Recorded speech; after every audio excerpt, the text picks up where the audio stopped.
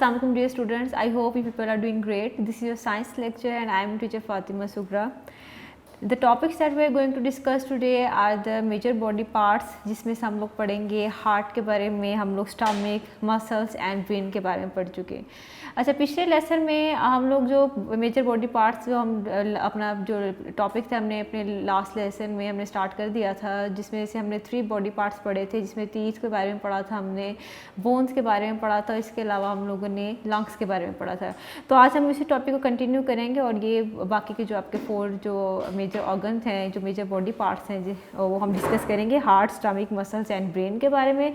और I hope जो हम आज पढ़ेंगे you people will enjoy the lesson. और ये जो टॉपिक हम पढ़ेंगे this topic is from unit 1 characteristics and life processes of organisms. So let's get started. अच्छा, हम लोग हार्ट से स्टार्ट करते हैं। आपको पता है कि हार्ट जो है it's very important organ of your body, क्योंकि क्या करता है, इस हार्ट का फंक्शन क्या होता है, इसका क्या काम होता है, इट पंप्स द ब्लड। ये हर टाइम पे ब्लड को पंप कर रहा होता है थ्रू आउट योर बॉडी, पूरी बॉडी में सर्कुलेट करवाता है, ब्लड को पंप करता है पूरी बॉडी में, एंड इट नेवर स्टॉप्स। और ये कभी भी स्टॉप नहीं होता, आपकी बर्थ से लेके आपकी डेथ तक ये हमेशा हर टाइम काम करते रहते हैं। तो it works non stop from our death, from our birth till death. Our heart has 4 parts. हमारे हार्ट के भी 4 पार्ट्स होते हैं। जो 2 पार्ट्स होते हैं उनको एट्रिया बोला जाता है, और जो आपके वाले जो लोअर 2 पार्ट्स होते हैं उनको वेंट्रिकल्स बोला जाता है, atria and ventricles. The blood in our body is continuously circulating. आपकी बॉडी में, पूरी बॉडी में हर टाइम पे ब्लड जो होता है वो सर्कुलेट करता रहता है, क्योंकि आपको मैं बता रही हूँ कि जो हार्ट तक नॉन स्टॉप काम करता है, हर टाइम पे ब्लड को पंप कर रहा होता है, सर्कुलेट करवा रहा होता है पूरी बॉडी में। तो जो आपका ब्लड होता है, इसलिए कभी भी आप कभी देखो कहीं भी आपका जख्म या आपको इंजरी हो तो वहीं से ब्लीडिंग स्टार्ट हो जाती है। क्यों? इसका मतलब ये है अगर यहाँ पे हो या आपके लेग्स पे, फीट पे हो, हर जहाँ पे भी आपकी इंजरी जख्म हो वहाँ से ब्लीडिंग स्टार्ट हो जाती है। इस वजह से, क्योंकि आपकी जो ब्लड जो होता है पूरी बॉडी में सर्कुलेट कर रहा होता है, हर बॉडी जो पार्ट्स होते हैं उनको ब्लड जो होता है, जो हार्ट होता है उनको ब्लड भेज रहा होता है। Okay, the flow of blood keeps us alive. जब तक ब्लड का फ्लो रहता है तब तक हमारी ज़िंदगी होती है, वो हम लोग सर्वाइव कर सकते हैं, ज़िंदा रह सकते हैं। जैसे ब्लड फ्लो करना या हार्ट पंप करना बंद कर देता है तो आपके इंसान की डेथ हो जाती है। तो हार्ट जो होता है it's very important organ in our body. तो जो नेक्स्ट इंपॉर्टेंट ऑर्गन है वो हमारे पास है स्टमक। अब अच्छा, स्टमक के बारे में तो आप सबको पता है कि स्टमक जो होता है हमें फूड डाइजेस्ट करने में हेल्प करता है। तो stomach is a bag like organ. Stomach एक बैग जैसे होता है, जिसे पाउच होता है, बैग होता है, उसकी तरह का एक ऑर्गन होता है। The food we eat goes to the stomach after getting chewed in mouth. जब आप फूड को जब आप खाना खाते हो, बाइट जो होता है टीथ के ज़रिए आप उसको च्यू करते हो पहले, और वो क्या बन जाता है, बॉलस बन जाता है उसका। जो फूड जो होता है जब उसको च्यू करके छोटे छोटे पीसेस में कर देते हो तो फूड का बन जाता है, इसमें स्लाइवा भी मिक्स हो जाता है, तो फूड का बन जाता है बॉलस। तो ये जो आपका फूड होता है या बॉलस होता है वो आपके स्टमक में जाता है। अब स्टमक में क्या करते हैं, स्टमक की जो वॉल्स होती हैं ना, वो मस्कुलर वॉल्स होती हैं जो कि फूड को चर्न करते हैं। चर्न मतलब इस तरह फूड इस तरह वो स्टमक उसको मिक्स करता है और इसको चर्न करता है, और उसमें जितने भी डाइजेस्टिव एंजाइम्स हैं उसमें ऐड करता है ताकि वो क्या कर सकें, उसके जो डाइजेशन प्रोसेस है उसको फास्ट कर सकें। और churning mixes the food with enzymes and break into smaller pieces. उस तरह क्या करता है, फूड को मजीद स्टमक क्या करता है, छोटे छोटे पीसेस में उसको ब्रेक डाउन करता है। जैसे इसलिए कहते हैं खाना अच्छे से आप लोग अगर च्यू करके भेजते हैं तो स्टमक को बड़ा हेल्पफुल होता है स्टमक के लिए, ताकि वो उसको खाना फिर जल्दी से डाइजेस्ट कर लेता है। वो अगर आप लोग खाना से सही से च्यू नहीं करते हो, इसी तरह आप लोग बड़े बड़े पीसेस अगर स्टमक में जाते हैं तो स्टमक को टाइम लगता है और फिर उसको जो डाइजेस्ट करने में प्रॉब्लम होती है। इसलिए इस खाना को सही से टीथ के आपको च्यू किया करें, टीथ के ज़रिए खाना च्यू करने के बाद उसको जब स्टमक को भेजते हैं तो स्टमक जो होता है उसको ईजिली क्या करता है, उसको डाइजेस्ट कर लेता है। Food turns into syrup like material. फिर वो जो फूड जो होता है वो टर्न होता है एक सिरप लाइक मटीरियल में, उसके बाद इंटेस्टाइन्स में जाता है। फिर वहाँ से मज़ीद उसमें जो इंपॉर्टेंट चीज़ें होती हैं जैसे मिनरल या वाटर होता है उसको एब्जॉर्ब कर ले जाता है। जो बाकी वेस्ट मटीरियल होता है वो थ्रू एनस या रेक्टम के थ्रू आपकी बॉडी से बाहर निकाल दिया जाता है। उसके बाद जो नेक्स्ट है आपके पास है मसल्स के बारे में पढ़ेंगे। Muscles is a soft tissue found in our body. Muscles होते हैं they are very soft tissue. हमने बोन्स की बात करी थी लास्ट टाइम, मैंने पढ़ा था कि जो बोन्स होते हैं वो आपकी बॉडी में 206 बोन्स होती हैं, लेकिन जो मसल्स होते हैं ओवर 600 मसल्स आपकी बॉडी में प्रेजेंट होते हैं। और मसल्स का क्या करते हैं, आपके बोन्स के साथ अटैच्ड होते हैं।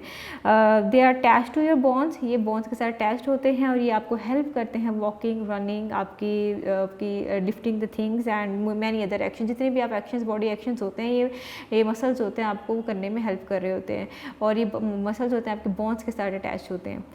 अच्छा, movement of our body by muscles, आप लोग मैं पहले ही आपको बताया था कि जो मसल्स होते हैं आपके बोन्स के साथ अटैच होते हैं, they produce movement of bones when they contract और रिलैक्स। अच्छा, कॉन्ट्रैक्ट और रिलैक्स की एग्जांपल जो आपको जब पढ़ेंगे फर्दर तो आपको समझ में आएगा ये कॉन्ट्रैक्ट और रिलैक्स मसल्स का होना क्या होता है इसका।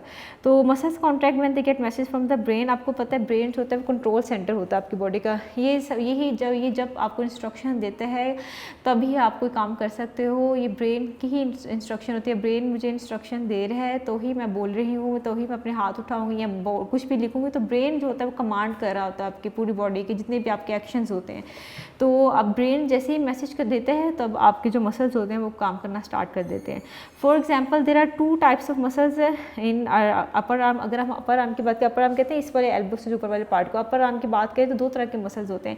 अच्छा, ऊपर वाले जो ये वाले मसल्स होते हैं इनको बाइसेप्स बोला जाता है, और जो नीचे ये वाले मसल्स होते हैं इनको ट्राइसेप बोला जाता है। तो ये हम अपर आर्म की बात करें, अपर आर्म में 2 तरह के मसल्स होते हैं, एक तो ऊपर वाले जो होते हैं इनको बोलते हैं बाइसेप्स, और ये वाले मसल्स को बोलते हैं triceps. When we want to bend our hand, अगर आपने अपना बेंड करना है इस तरह, अगर हाथ को बेंड करना है, आपने अपना आर्म बेंड करना है, तो बाइसेप, ये ऊपर वाले जो बाइसेप्स होंगे कॉन्ट्रैक्ट हो जाएंगे, और ये जो नीचे वाले ट्राइसेप्स होंगे ये रिलैक्स हो जाएंगे। मैं दोबारा से रिपीट कर दूँ, जैसे आप अपना आर्म को मैं बेंड कर रही हूँ इस तरह, तो जो ऊपर वाले बाइसेप्स है वो बेंड हो जाएंगे, उसको कॉन्ट्रैक्ट हो जाएंगे, और नीचे वाले जो ट्राइसेप्स हैं वो रिलैक्स हो जाएंगे। तो ऐसी वाली मूवमेंट को बोलते हैं फ्लेक्शन, ऐसी वाली मूवमेंट को फ्लेक्शन बोलते हैं। लेकिन इसी तरह अगर आपने स्ट्रेटन करना है, मैंने अपना बाजू इस तरह स्ट्रेटन करना है, तो अब बाइसेप्स क्या होंगे, रिलैक्स हो जाएंगे, और ये ट्राइसेप्स जो होंगे ये कॉन्ट्रैक्ट हो जाएंगे, और ऐसी मूवमेंट को बोलते हैं एक्सटेंशन।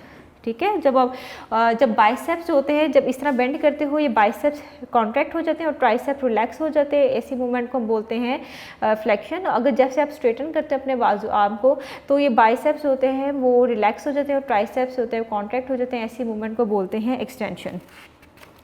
तो ये था मसल्स की मूवमेंट के बारे में। जो हमारा जो आज का जो लास्ट टॉपिक था वो है ब्रेन। अच्छा, ब्रेन मैंने थोड़ा सा पहले भी इस मसल्स में जिक्र कर दिया कि जो ब्रेन होता है वो ब्रेन आपके कंट्रोल सेंटर होता है आपकी बॉडी का, जो आपकी बॉडी के सारे एक्शंस को वो कंट्रोल कर रहा होता है, ये कमांड कर रहा होता है, आपको इंस्ट्रक्शंस दे रहा होता है कि आपने कब और क्या करना है, कब हंसना है, कब रोना है। तो ये सब कुछ जो आपकी तरफ से आती हैं, जो इंस्ट्रक्शन जो आपको मिलते हैं वो ब्रेन की तरफ से आ रही होती हैं। Brain is the most important part of our body, it controls all the activities in our body. जितनी भी एक्टिविटीज़ हो रही होती हैं सब कुछ ब्रेन कंट्रोल कर रहा होता है। It commands our muscles when to move, ये हमारे मसल्स को भी कमांड करता है कि कब उसको मूव करना है।